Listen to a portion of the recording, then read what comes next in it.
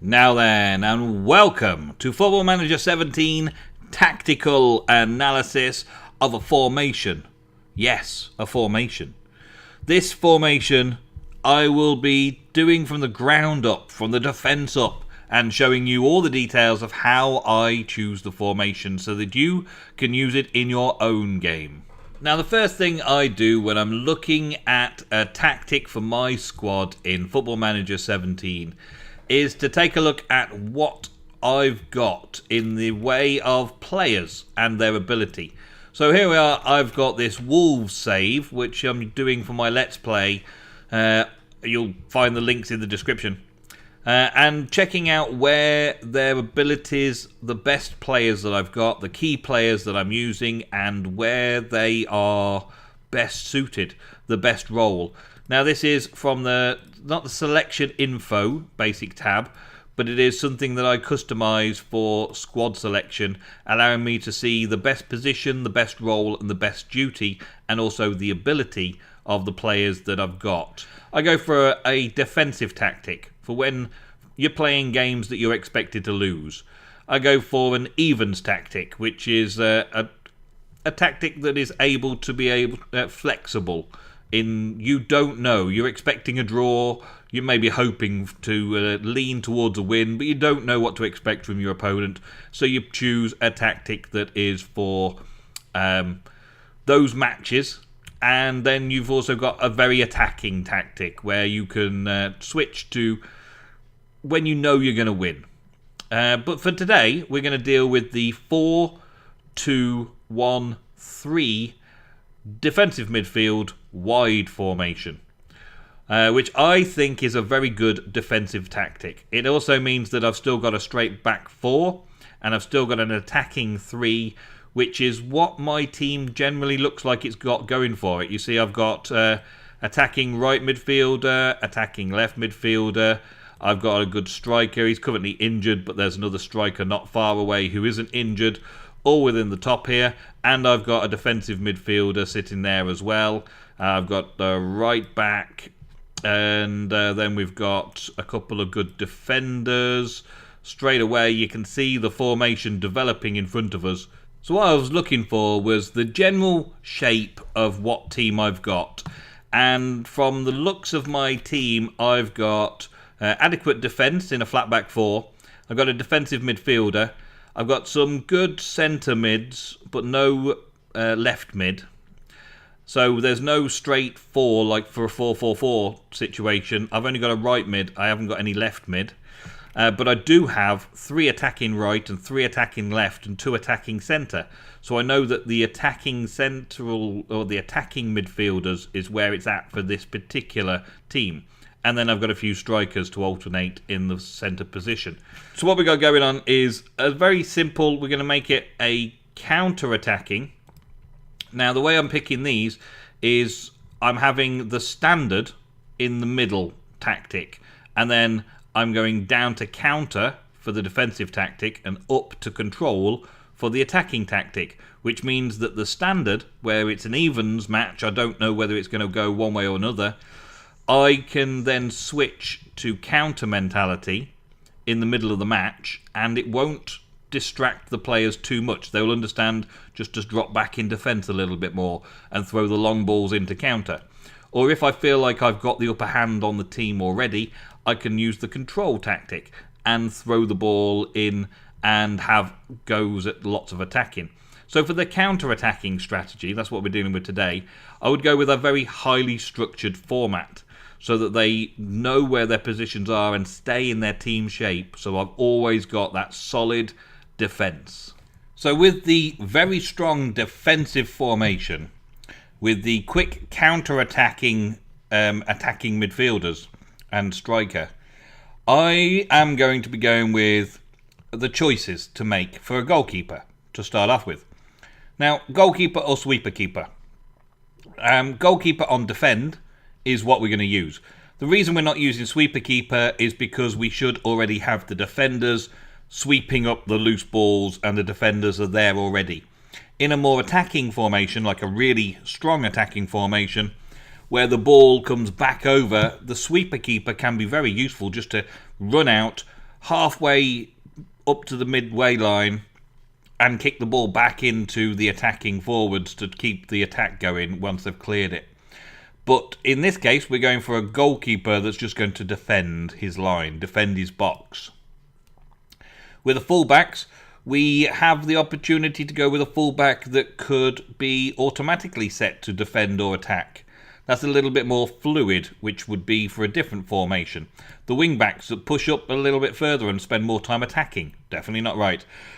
The defensive fullback is the one that we're looking for here, and almost every squad in the game is going to have the ability to put their fullbacks in the defensive fullback position on defend. It means that they're not going to go running off up the pitch trying to make a difference in the attack. They are going to stay back and guard the wings from the attacking centres, well, the attacking wingers that will be coming at us from the opponents. And also we've got the difference between a centre defender and a defensive centre back. The defensive centre back requires less skills to be able to do their job. They need to be tall, strong, good at heading, good at just tackling and clearing the ball. Whereas a central defender has a little bit more work to do with passing and marking and all that kind of stuff. So we're just going to go with the straight, no-nonsense defensive centre-backs. And almost every centre-back or central defender in the game will also be able to play as a defensive centre-back.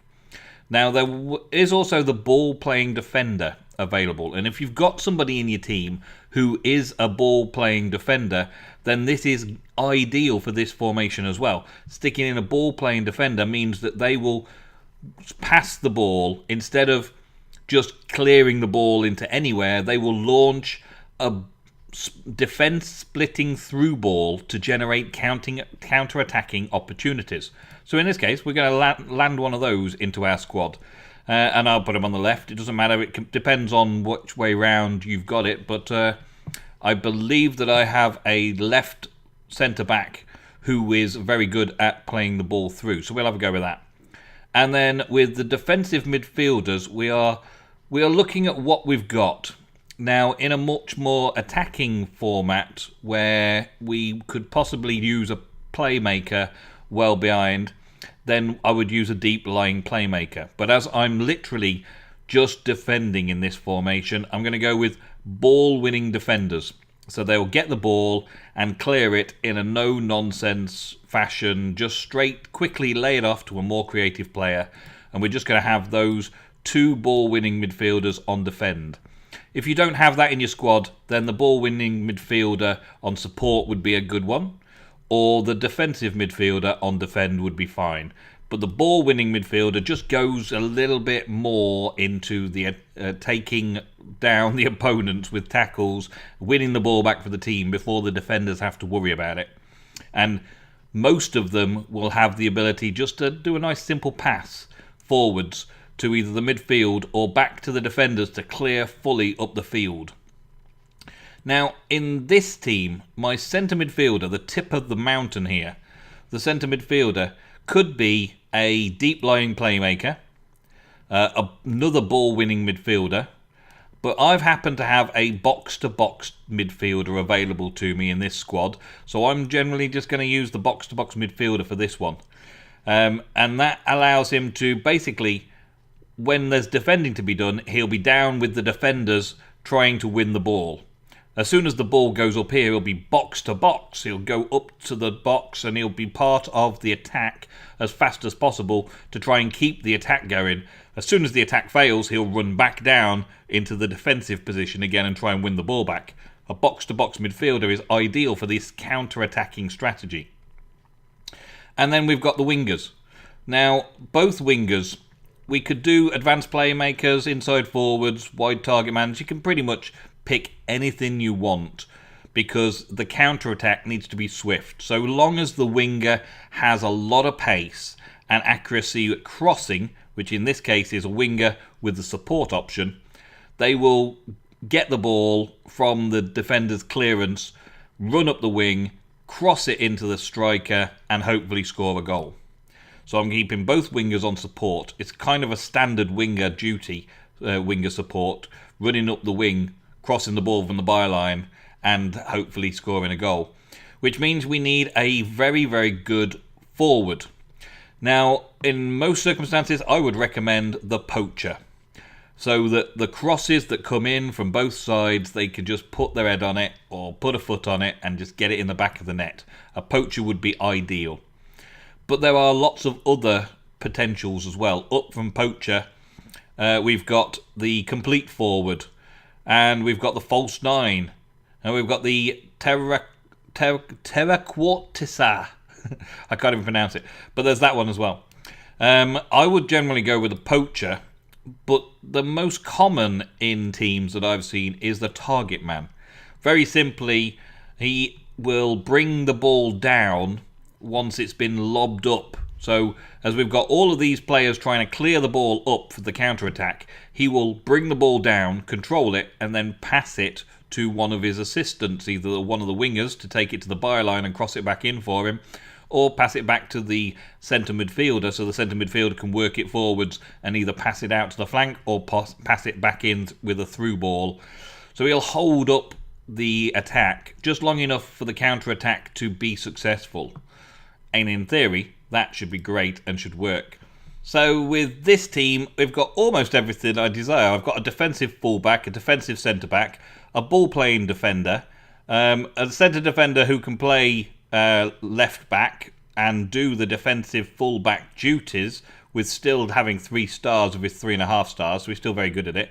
2 ball-winning midfielders, both set to defend when they could be set to support. I can change that during the game though, in case we seem to be winning and we need a little bit more attacking options.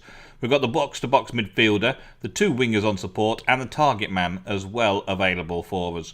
So we've got the full squad pretty good for this particular tactic. But this is without any team instructions. Now with team instructions, I would like to think that I've got the idea to leave the team instructions until a little way on into the season and just start tinkering with the team instructions.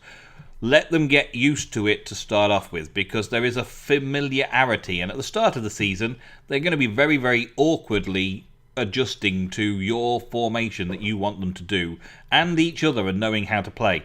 So it's going to take them a little while to get used to how to play the standard counter highly structured formation and team shape. So adding more instructions will just make it even harder for them. But there's a lot of things that we could do over the course of the season. Now, in this particular defensive one, we want to play wide because we've got those wide forwards who need to receive the ball to set the crosses in. We need to play maybe slightly deeper in defence and use the offside trap because we're playing very, very defensive. We want to be closing down a lot because we want to stop them from getting the ball anywhere, anytime. So we're going to be closing down lots.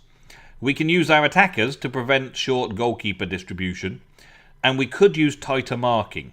Tighter marking will be okay if you've got good team with marking abilities. If not, you may as well leave it off. But it's just good at stopping them from attacking the ball and being able to make passes because you're marking your opponents tightly. And with tackling, we can either go with lots of slide tackling or we can try and stay on the feet. Depends on the aggression of the players. We'll say a get stuck in. So we're using a lot of defensive instructions, which will take a lot of getting used to and gaining familiarity with. So I will build these up over the course of the season, probably starting with using the offside trap, going slightly deeper, maybe getting stuck in and getting a feel for whether they stay on their feet or getting stuck in is a good tactic for me, and just slowly build it up over the course of the season until eventually they're familiar with this style of defence for this defensive formation. Because I don't want to keep the ball for too long in the defence, I want to clear it. I'm going to forget the idea of playing the ball out of defence. I'll use that in a more controlled tactic. In this tactic, I want to get it out and I want to get it up and to my attackers very quickly so they can rush in and pump balls into the box from the flanks. Exploiting the flanks is another thing, but in this particular case, I don't have any right midfielders or left midfielders far enough back. I've only got those high attacking left and right midfielders. So I'm only going to clear the ball to the flanks for the passing. I don't want to be passing into space because I'm not trying to have players run onto the ball. I'm literally trying to get the ball up to the corner, across into the box, and have someone's head on it or somebody get some body part on it. So I'm not using the pass into space in the defensive formation. Passing directness, I would like to put it to go route 1. They will look to get the ball into the attacking third with increased urgency. I just want them to clear it. I just want them to clear it. Not retain possession, that blanks out as soon as I put route 1. I just want them to get it up to the attackers, well away from my defence. My defence can reshape themselves and be prepared for the ball to come straight back down towards us. Creative freedom, I want them to be much more disciplined. I want them to stay in their positions and be strong in their formation. Final third, I could hit early crosses and I could do shoot on sight. It's just basically attack as fast as you can and we'll get stuck in there. And I would float the crosses in depending on whether the striker that I'm using is good with his head, floating him in, or whether we need to put him low crosses so that he's good with his feet, or whether we need to whip the crosses in, which basically will make sure that the defenders have very little chance of intercepting, and hopefully our attackers good enough at it. But I'm going to use float the crosses in because most centre forwards will have a good head for heading the ball in. And I don't want to be running at the defence or dribbling less. I don't want to be doing any of this really. I'm not worried about dribbling. I want the ball to get up the field as fast as possible. I don't want to messing around with it. So I could put dribble less, but I do want those wingers to be able to dribble, so I'm going to leave it off. And run at the defence, I don't necessarily want them to run at the defence either, but I do want them to cross the ball, so I'll leave that off as well. And freedom of movement, I really want them to stick to their positions. Roaming from their positions was already taken out, so stick to their positions and stick with that as my overall instructions for the team. So we've got the basic formation and the roles and duties for each of those players in the position. We've got the counter-attacking mentality, we've got the highly structured team shape, and we've got 14 instructions to build up over the season as they become accustomed to the tactic, add some more new instructions in. And maybe some of these they do automatically anyway and you don't need to do it for yourself. Like clear the ball to flanks, you might not need to worry about that. They might do that naturally. Hit the cross early. You may find that you've got such good wingers that you don't need to hit early crosses, that they can do what they're supposed to do. They understand. They don't need extra instruction. So you can build that up over the course. One of the other things that you can do is add in individual tactics for each position. So for instance, this at left back on full defensive back already has a lot of instructions that they've been given based on their role and duty. Hold the position, no running forwards. Cross less often, so they're not going to run forwards across the ball. Fewer risky passes. More direct passes. Dribble less and shoot less off them. But you also have a few other things. So I can sit narrower in the defensive formation. Instead of staying wide to receive the ball, I can sit narrower to be a bit more involved in a solid defensive shape. So I'll have them sit narrower. If they get the ball, I want them to run wide with it so that they can shoot or pass it. And they're doing a very more direct passing is already selected there. So they're going to run wide with the ball and directly pass it up the wing to their winger. Closing down wise, I want them to do closing down all the time. Much, much more. Lots and lots of it. And all the hold positions and everything else are already set as part of the duty and the mentality. Central defenders are similar. They've got hold position, fewer risky passes, more direct passes, dribble less, shoot more often. This guy who's the ball-playing midfielder is allowed to make the risky passes through there. He's allowed to make it happen. And there's no particular thing other than closing down more that I want to give him. I don't want him to shoot, so I'm going to shoot less often. He's doing the passing directness and everything else is good. So we're all good there. And this one, we've also already got everything sorted except for the more closing down. So we're just making him close down much more. And Doherty is another one where we want to sit him narrower, run wide with the ball. He's got the more direct passing, and we want him to close down more. So they're going to be a very, very organised defence, closing down and passing the ball upfield as fast as they can. The defensive midfielders have tackle harder, close down much more already, hold position, fewer risky passes, and dribble less already. There's not really much I want to add to that, apart from maybe shoot less often so that they don't even try and shoot. Just to make sure that they stay put where they are and don't think about going up for shooting purposes. My box-to-box midfielder has got to roam from position. He just goes up and down all day. And when we've got the ball, I would like him to get further forwards. I will have him doing closing down as well. I would like him to shoot more often as well, because we need to get on with it, don't we? And more risky passes. I want him just to set the ball up as best he can to any of these forward players and just have a go. The right wing and the left wing stay wide, cross more often, run wide with the ball and dribble more, right? They're both going to be exactly the same. I would like to set them up to get further forward when we've got the ball. Run wide with the ball is already set up. Shoot more often. I would like them to shoot more often, but I'm not going to. I want them to set up some more crosses from the byline or crosses from deep. I could make it so that they cross very quickly from deep, but I'm going to try and get them to go to the byline because they are good wingers in this team, and try and get them to hit the centre. Crosses aimed at the centre. I could hit the crosses aimed at the target man if I'm playing a target man striker, or the centre is probably better in this particular tactic for going for it. And I want them to close down much less. I'm going to change their closing down to much less, so that they're not trying to close down the opponent. They're trying to just get on the end of the ball as fast as possible and get further forwards and cross it from the byline to the centre. Simple like that. So tackling and marking down a little bit more. And then for my striker, we've got get further forward, dribble less, hold up the ball, and I would also like him to shoot more often. And I think I want him to close down much, much less. I want him to move into channels as well and roam from his position so that he can get in and out all over the place and try and score those goals much needed off a very quick counter-attacking strategy. And I hope that that brings me much fortune during the season. So if you're interested in watching the season, then please check out my Let's Play of Football Manager 17. I'll be using this tactic as my defensive tactic and making 2 more tactics, which I'll show you at another time. Thank you very much for watching. Don't forget to subscribe. I'll see you again soon. Goodbye.